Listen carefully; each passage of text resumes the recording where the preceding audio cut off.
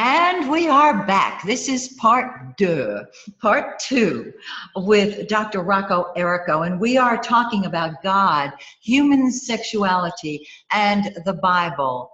And part one has been so just marvelous and eye-opening to me. I'm sure it is to you. So, without further ado, Rocco, please take it away. Pick up where you left off and educate us. We were talking about the different areas in the Bible. And I said, we did the creation story. We did the Adam and Eve story. We did the story of Onan.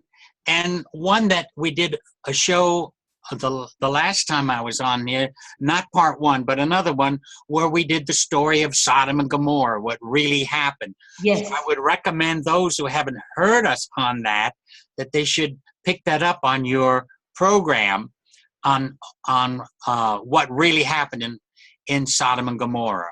Yes. Okay? Because I don't want to get into that again today. Right. All right. I wanted to just read something else that someone else said here. He said, sex, and by the way, it was another scholar who is no longer with us. His name is William E. Phipps, and he wrote a book on the sexuality of Jesus. And on page 13, he says, sex and religion are the areas most fraught with emotion. And for that reason, they are the last to be exposed to rationality. Wow. And this is our problem, because we want to keep everything spiritual, way up there up in the air somewhere, Yep. It is, religion is what I said too. Religion has suppressed, imprisoned, and cordoned off one of the most basic human parts of us, and that is our sexuality. It's a natural, God-given gift and force. Human sexuality is not a sin. It's when we hurt ourselves with it and hurt others with it that it becomes a sin. You know what I mean by sin? I mean an error, a mistake. It becomes a mistake. And I like the word mistake because it means you mistake. You mistake something, see? Yes. Mistake. I'm making a note. I like that word better than I do the word sin, because sin is so fraught with religious connotation and meaning that it doesn't mean anything. People, they make it well, the more we talk about sin, the more we make it fascinating. How people Yes. Yes. Okay, let's continue now with the idea. Now, you mentioned in the first show about the book of Leviticus. See, after you mentioned some of these stories in Genesis, which we went into, and there's a few more, but we won't have time to go into that. Remember the Torah. We're reviewing now. The Torah is Genesis, and these are Greek names. Those are not the names in Hebrew or Aramaic. Remember, I come from the Aramaic language. That's how I studied scriptures, from a Near Eastern Semitic point of view, not from our Western theological Greek terminology or theology. I do not use Greek theology or, in that sense, biblically, the theology. I use Aramaic and Hebrew, basically Aramaic, because Jesus spoke Aramaic, taught in Aramaic, healed in Aramaic, everything he did in Aramaic. And later on it became Greek, but originally was all Aramaic. So the book of Leviticus is really called the book of the priesthood. The priesthood and its laws. See, its laws. So Genesis, Exodus, Leviticus, Numbers, and Deuteronomy, they're called Hamsha Sipri de Moshe, which means the 5 books of Moses. But you see, they've all been edited and reworked by scribes. Yes. The 5 books, what we call Moshe, Moses, see. So the third book is Leviticus. Genesis, Exodus, Leviticus. And it's all about the conduct of how to do certain sacrifices, how to conduct your life, and in these certain chapters, they have it on sexual conduct. You're not supposed to, in other words, incest is mentioned. You don't, it uses terminology we're not used to. Yes. It says, if you uncover your father's nakedness, this means, that you have involved yourself in one of the wives of your father. See, it uses these special terminologies. It doesn't come out blatantly with it. In fact, there are a lot of sexual hidden metaphors in Scripture. There's one that is very unusual, where it talks about that you can no longer, the cistern is broken, that you can no longer dip into the well. Well, you know what that means, because we're talking about sex. Okay. It uses terms like that. Doesn't come out with it. In the book of Leviticus, though, we have some horrifying things. And there is he was considered one of the top-notch #1 man on the book of Leviticus. And he is considered a top Torah scholar. And he's Jewish. His name is Jacob Milgram. Now, I don't recommend this book because it's 3 books. In other words, to explain the book of Leviticus, you need 3 books. You see how thick this is? Yes. 3 of them just on the book of Leviticus, because he goes into detail on the Hebrew. And he claims how we misunderstand. There's a whole section in here about abomination, that it is an abomination for a man to lie with another man as with a woman. Now, we're going to break that down and get into it. But he has a whole, on this page, it's on page 1785. Just think this is only the 1 volume. I have all 3, and have made a thorough study of the Torah and all of its laws, according to the Jewish scholar here. And everyone in Judaism loves this man. He passed away about 1.5 years ago. And this is on page 1785 and goes all the way through to 1790. What is the subject? Listen to the title: Homosexuality, its biblical misuse in the current debates. Did you hear that? Yes. Misuse in the current debates. And then the second part is, who says homosexuality is a sin? And he goes into all of this, but it's too detailed to do here. I'm going to try to simplify it as much as I can, plus explaining, first of all, about that word. Let's take a look at that word, abomination, because we love to use it. And people love to use that word, abomination, sound, ooh, this is an abomination. I mean, just the sound of that word sends goosebumps down your spine, Just, oh my God, it sounds terrible. It is an abomination. Let me tell you, in Hebrew and in Aramaic, I wish they would have translated that word as abomination. What it simply means is unclean. Unclean. In other words, you have to do, when you go to sacrifices and do certain things like that, you have to go through a purification process. Yes. Mm-hmm. Yes. So that word abomination means unclean. It is unclean. All right, number 1, Israel. You have to realize, and this is what the Torah scholar brings out very, very clearly. Number 1, this law only applied to Israel.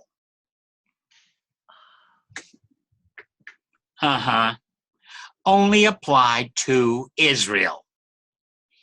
Because of the constant wars, and they wanted to keep the population of Israel going and the 12 tribes. You got it? Yes. Okay. Now we'll just talk about it. Shall not lie with a man A man shall not lie with another man as with a woman. You have to get the whole expression here, which means that it's referring to a particular act. It's a particular act. And the act is anal intromission. And I need to tell you this too, by the way, before I forget. There is nothing, absolutely nowhere in the scriptures, in the Hebrew Bible, I'm talking about the Hebrew Bible now, not the New Testament. We'll get to the New Testament. Anywhere in the Hebrew Bible that talks about female homosexuality. It is not. In fact, later on, after the Bible was closed and everything, and the rabbinical schools were established in the 2nd century AD, that's when they were established, rabbinical schools, in the 2nd century going on, they tried to make female homosexuality a sin. And they tried to get together, but there was no scripture to back it. Wow. So they tried to invent one. Not a scripture, but a rabbinical law. Didn't fly. It just didn't fly. So they gave up on it and dropped it. And I can give you all kinds of reference studies on that. I mean, I'm not making this up. This is absolute history. So they decided not to say anything about female homosexuality. Now, we got to get back to the male. And it's the minute I say homosexuality, I'm using a Latin word. When this was written, there's no such thing as a Latin word. Yes. This is the book of Leviticus. So it's referring to anal intromission. Because the man, and it's unclean because instead of using his seed to reproduce in the woman a child, to have more Israelites, you understand the ancient world? To have that, he is putting his seed in another man, which is not going to amount to anything. So they deemed it unclean. Then later on, in the other parts of the book of Leviticus, I mean, this is in one section. It's in 2 sections in Leviticus. This just mentions that it's an abomination, meaning unclean. Don't do it because you're supposed to be bringing forth. And this law, I mean, if you're an American citizen and you go to Russia, I mean, it's only when you live in the country that those laws really apply to you, right? Right. I mean, I'm ruled by the United States no matter where I go. But when I'm in another country, of course, I abide by the legal laws there, but the jurisdiction over me is the United States. They protect me, see after me when I'm in other countries. Right. And the laws of the United States apply to the people in the United States. The laws in Torah applied only to the Israelites and not to all the other people that were around them, like Assyrians, Chaldeans, and all the other Persians and all the other people that were living at that time, and other tribal people, the Hittites and the Perizzites and all these other ones that were in existence. This was a law given because the people who wrote the scriptures wanted to have a strong, populated nation. And even in the Genesis one that I brought out in the last show, be fruitful and multiply and fill the earth, well, we overfilled it. And we're still overfilling it. We're running into trouble in that, you see. You have to keep the scriptures in the setting in which it was given. And then when you rip it out of that section and make it apply for today, we get into trouble. And this is what we've done with the book of Leviticus. If you just can't use one verse, which people do. Yes. You got to use, okay, then women should not wear pants. And one time when I was lecturing on this, on on sexuality in the Bible. And of course, there were women attending to as well as men. And there were many. And I looked, I says, how many women here are wearing slacks? Well, more than half stood up. Aha! You're unclean. You're an abomination. See? Again, because you cannot just take one scripture and apply it and not apply the others. If you're going to make that ordinance and that law apply to more than just Israel, then you and all of us, then you got to use the entire book of Leviticus. And of course, certain fundamental Christians will say, oh, no, Jesus freed us from that. Oh, then why are you quoting it? Why are you quoting it? In other words, they're saying freed us from the law because they're quoting Paul. But then you can quote Paul about other things. Now, we're dealing with Leviticus. Yes. So, no, just to clarify it again, no sin in regard to female homosexuality.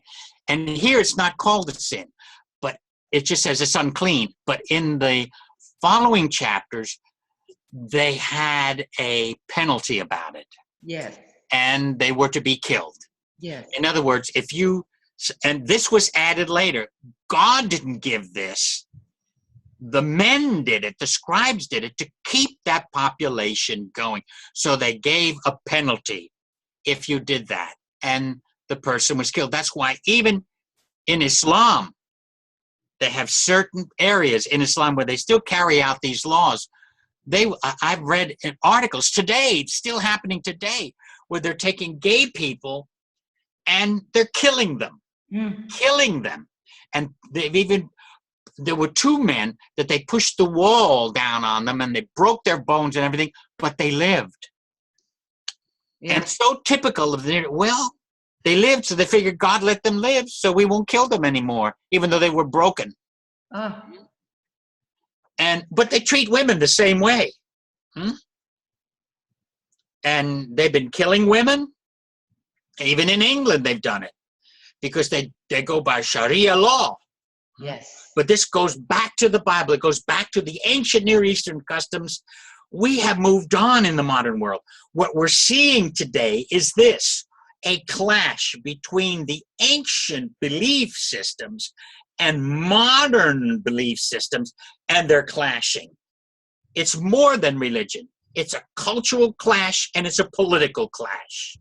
That's the real thing behind it. And the reason why we make it a religion is because these cultural laws were sanctioned by the religious belief system. You understand that? Yes. And so this is a cultural law that was in the book of Leviticus or in the Bible. I didn't bring my Bible here, you see. But these are cultural laws. And we made it apply to everyone. But we have one more problem. I don't know, do I have much time left? Okay. And that is in the New Testament.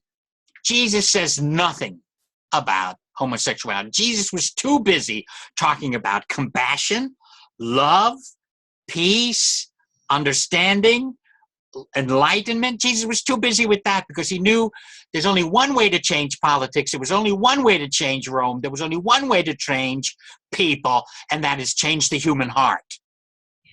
When the human heart is okay, then you have good politics, then you have good religions, then you have good. You don't change the human heart, you're going to have messy politics, which we have today in our own land. Yes. It's messy. And corporations rule through our politics because they've lost their heart. Money and what they want is ruling. Okay, so I said all that, just talk about culture. Culture and religion and culture mixed. And Sharia law is a mixture of culture and religion. And the same thing with the Bible. But because it's put in the cover, between the covers of Genesis to Revelation, we made it law. But Paul was Jewish. He never became what we call Christian. He had accepted, because of his experience of a vision of the risen Christ, and it was the Christ that he saw. I want to get into visions and dreams. That's something else.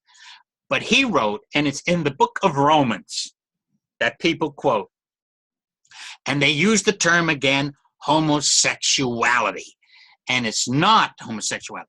See, forget the book of Leviticus now. We're dealing with the Christian books. And it's the book of Romans. You have Matthew, Mark, Luke, John, the book of Acts, and right after the book of Acts called the book of Romans. And it's not a book, it was a letter. We call it an epistle. It's one of his most heavy theological books or letters he could have written. And the very first chapter, he talks about what we call homosexuality, but it doesn't have to do with that.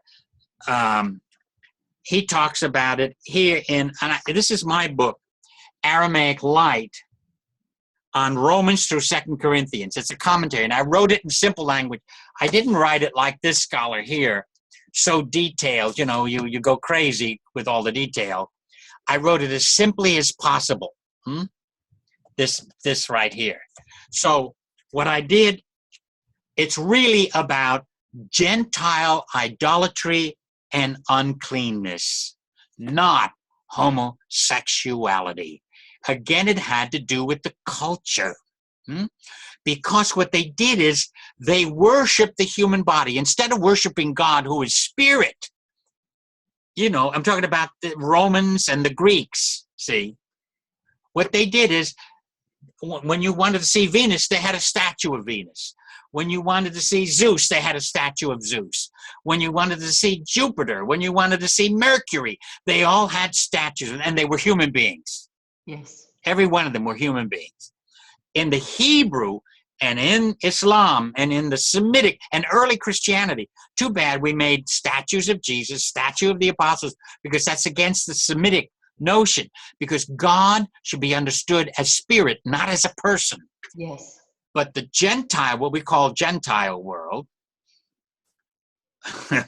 what they did is make statues of crocodiles, of beetles, and of the human body, and worship them.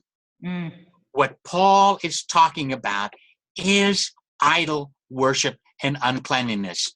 And so it goes from page 12 all the way through to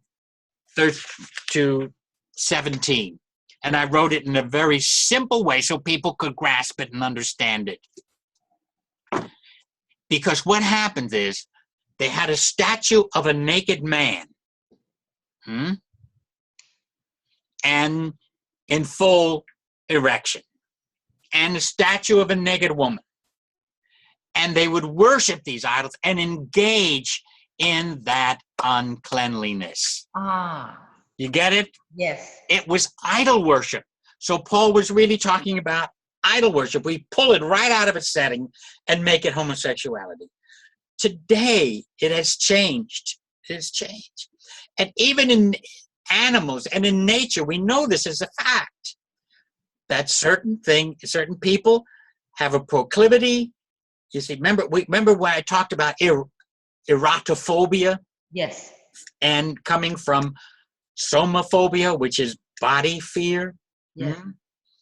And what happens is, we are born sexual beings, but some of us have a proclivity towards one way or another. You're born with it, see? And so we are sexual beings. You know what? I'm capable of any form of sexuality, but there's a proclivity towards a certain way. Right. And that's why you haven't, and we didn't go into detail on all the different kinds of human sexuality, But I mean, there's what we call, and these are all Greek, Aramaic, all Greek and Roman terms: heterosexuality, homosexuality, bestiality, all these things. I only have 3 minutes left, right? Well, I've given you a real opening for all of these about human sexuality. What we have to realize is that we are sexual beings. We are polysexual. And that's the thing we don't want to face. We are polysexual, but we have a proclivity towards a certain aspect of the polysexual. we're born polysexual. The very fact that says, I cannot be, when we say, I am only homosexual, I am only heterosexual, is a lie. Why? Because the very idea that you practice autoeroticism means you're capable of having sexual feelings and release without having anybody else. So that makes us polysexual, you see. We're not limited to one. This has been just a remarkable show. I thank you so much. I've got some more topics for us to discuss in the next several months. And not only that, but I have a sense, everybody has a sense after hearing you speak, that you have a lot more to share on this. And we are going to. And I can promise our audience that Dr. Rocco Errico will be back. And by the way, you can get all of his books on Amazon.com, either in hard copy or Kindle. And again, his contact information, his website is Noohra.com. Let me spell that Noohra.com. It has been just a wonderful show. I thank you so much for giving us your time. And those of you who have enjoyed what Dr. Rocco Errico has to say, let us hear from you. We will be bringing you more shows with Dr. Errico. And so until we meet again, may the stars shine brightly on you and everyone you touch.